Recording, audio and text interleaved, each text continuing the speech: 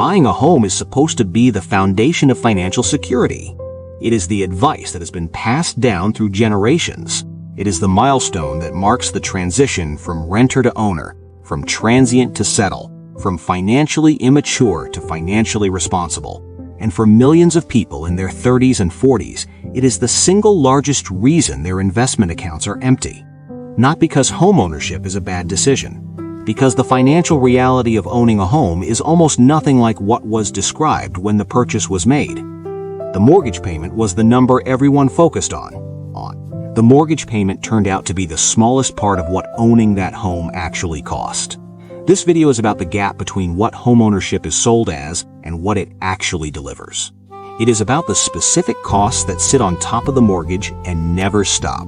It is about the wealth illusion, the experience of watching a home appreciate in value while the cash flow runs consistently negative for years or decades.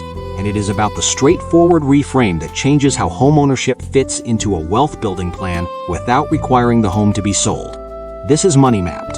The conversation about buying a home almost always centers on one number: the monthly payment. The mortgage broker calculates it, the real estate agent references it, the bank approves of it, and the buyer, understandably, uses it as the primary measure of whether the home is affordable.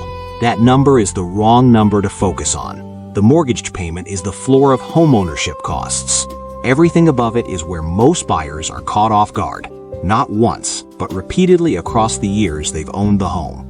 Here is the full cost architecture that the monthly payment calculation almost never includes. Property taxes.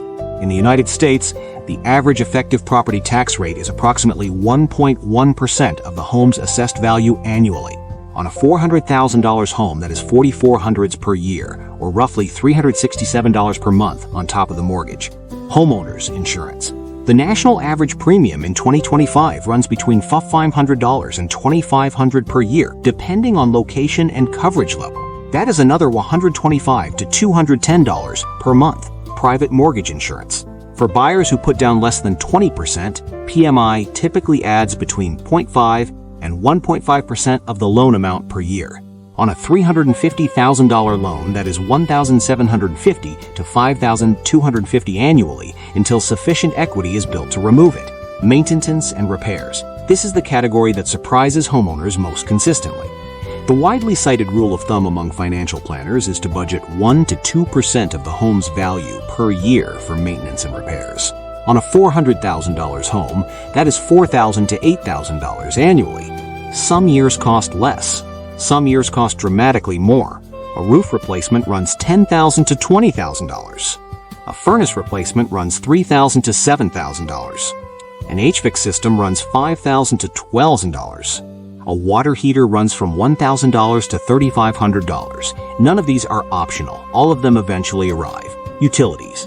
Owning a larger home than a previous rental typically means higher utility costs across electricity, gas, water, and waste collection. The differential varies, but a step up in home size commonly adds $200 to $400 per month in utility costs, HOA fees. For properties in planned communities or condominiums, HOA fees range from $100 to $1,000 or more per month, depending on the amenities and services covered. Add these costs together for a $400,000 home purchase by someone who put 10% down. Mortgage at current rates, approximately $2,400 per month.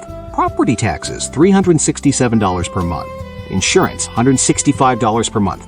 PMI, $175 per month. Maintenance reserve, $500 per month on average. Utility increase over previous in dollars per month.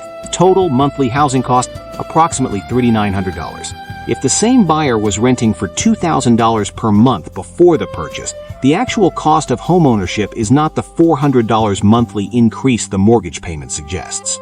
It is a $900 monthly increase, nearly double. That gap across 12 months is $22,800 per year that is not available for investing.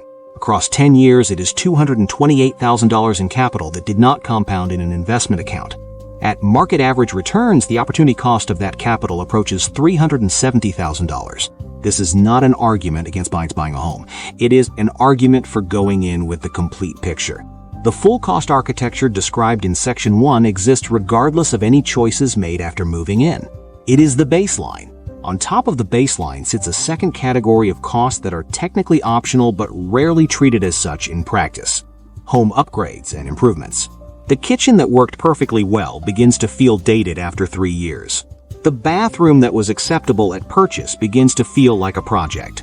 The backyard that was functional becomes a landscaping vision. The garage that stored 2 cars becomes a workshop, a gym, or a studio. None of these upgrades are forced. But the psychology of homeownership creates a powerful and consistent pull toward them. When a person rents, the living space feels temporary. Improvements do not belong to the renter.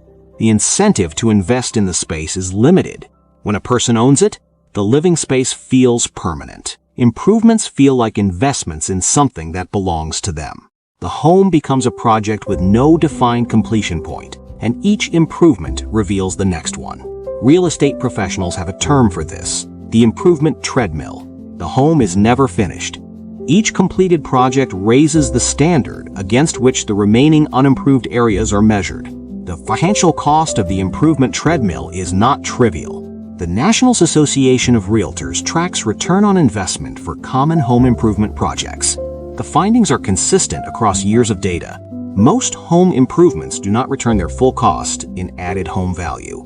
A kitchen renovation averaging $26,000 returns approximately $19,000 in added value at sale. A bathroom renovation averaging $13,000 returns approximately $9,000. A new roof averaging $12,000 returns approximately $8,000. The homeowner spends the full amount. The home gains back a fraction of it. The remainder, the gap between what was spent and what was recovered in home value, is consumption. It is not investment. It felt like investment because it went into the home, but the financial outcome is indistinguishable from any other form of spending that does not produce a return. For a homeowner who spends an average of $10,000 per year on improvements over a 10-year period, and whose improvements return 65% of their cost in added home value, the actual cost of the improvement to the treadmill is approximately $3,500 per year in unrecovered spending. Across 10 years, that is $35,000. Invested at market average returns over the same period, it would have become approximately $68,000. Here is where the concept of the wealth illusion requires a clear and direct definition. The wealth illusion is the experience of feeling financially secure and financially progressive because a home is appreciating in value, while simultaneously having negative monthly cash flow and minimal or zero growth in liquid investment assets. It is an illusion because the wealth it produces is almost entirely theoretical until the home is sold. Consider a homeowner who bought a home in 2015 for $350,000 and whose home is now worth $550,000 in 2025. The paper gain is $200,000. That number feels real. It appears on net worth calculations. It is referenced in conversations about financial progress. But here is what that $200,000 actually represents in practice. It cannot be spent without selling the home or taking on debt against it. If the homeowner sells, they need to purchase or rent another home in the same market, which has also appreciated. The equity is frequently trapped in the next property. If the homeowner takes a home equity loan or line of credit to access the equity, they are adding debt against an asset they depend on for shelter. The equity becomes a liability with an interest rate attached. Meanwhile, every year the home was held, the cash flow was negative. The mortgage, the taxes, the insurance, the maintenance, the improvements. Every dollar of that negative cash flow was a dollar that did not compound in an investment account. The home went up $200,000 in 10 years. That is a 4.7% average annual appreciation, below the long-term historical average of the S&P 500 index at approximately 10% annually. And the home's appreciation produced no dividend, no reinvestable income, no liquidity. The $200,000 in appreciation sounds significant, against what the same capital could have produced in the market over the same decade, though the comparison is considerably less flattering. This is the wealth illusion. The home feels like wealth. The an investment account is where the wealth actually compounds. The solution is not to sell the home. It is not to stop maintaining it or to let it deteriorate. It is to change the mental model that governs how the home fits into the broader financial picture. The reframe is simple and specific. The home is a utility cost and an inflation hedge. It is not wealth. Building a vehicle. A utility cost is something paid regularly in exchange for a service. Electricity, water, internet. These are not investments. They are costs that enable a comfortable life. The home, in cash flow terms, functions exactly the same way. It costs money every month in exchange for shelter, stability, and the social and psychological benefits of ownership. An inflation hedge is an asset whose value tends to rise with inflation over long periods. The home serves this function reasonably well. It preserves purchasing power. It does not lose value to inflation the way cash does. This is a genuine benefit of home ownership that should be acknowledged honestly. But a utility cost and an inflation hedge are not the same thing as a wealth-building vehicle. Wealth is built through cash-flowing assets, through investments that compound, through businesses that generate income. The home does none of these things while it is occupied. Operating from this reframe produces three specific financial behaviors. First, the home maintenance and improvement budget is capped at a fixed annual amount, set in advance, and treated as a line item rather than a variable that expands with desire or social comparison. Whatever is in the budget gets spent. Whatever is not in the budget waits. Second, every dollar above the housing cost baseline, the mortgage, taxes, insurance, maintenance reserve, and utilities, that becomes available through income growth, debt elimination, or expense reduction goes immediately to an investment account. Not to a home upgrade, not to a larger mortgage, to the investment account. Third, the home equity is left alone. It is not accessed through loans or lines of credit for discretionary purposes. It is preserved as the inflation hedge it is designed to be, available as a resource at retirement through downsizing or through strategic reverse mortgage arrangements in later years. These three behaviors do not require the home to be sold. They do not require a lower standard of living. They require only a clear separation in how the home is thought about relative to the investment account. The home provides shelter and stability. The investment account provides wealth. Both are necessary. Only one compound. Here is what the reframe produces in concrete numbers over a 15-year period for a homeowner who applies it beginning at age 40. The homeowner caps annual home improvement spending at $5,000. In the previous 5 years of ownership, they were spending an average of $15,000 per year on improvements. The reduction frees $10,000 per year.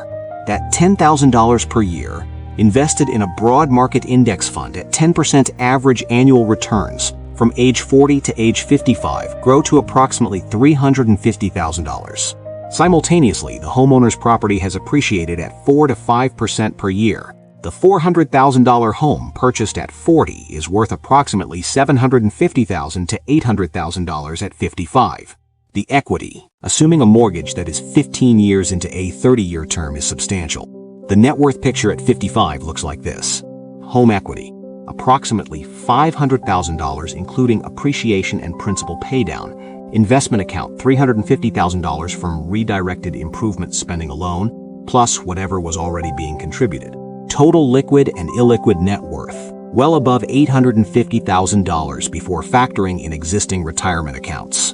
Compare that to the alternative. The same person who continued spending $15,000 per year on improvements for the same 15 years. The home value is similar. The home equity is similar. The investment account is $350,000 smaller. Two homeowners, same house value. One has $350,000 more in liquid, compounding wealth than the other. The only difference is where the money above the housing baseline was directed. The home is not the enemy of wealth building. The confusion between the home and the wealth is. A home provides something an investment account cannot. Shelter, roots, stability, and the particular kind of security that comes from owning the space in which a life is built. Those benefits are real and they matter. But an investment account provides something a home cannot: liquidity, compounding growth, and income that does not require selling the asset to access. Both are necessary. The goal is not to choose one at the expense of the other. The goal is to understand precisely what each one does, cap the home's consumption of capital at the level required for maintenance and reasonable comfort, and direct every available dollar above that level to the account that actually compounds. The wealth is not in the house, it never was. If this video provided value, subscribe to Money Mapped for 2 new personal finance videos every week built for people in their 30s and 40s who want the real numbers without the comfortable myths. The next video is linked on screen now.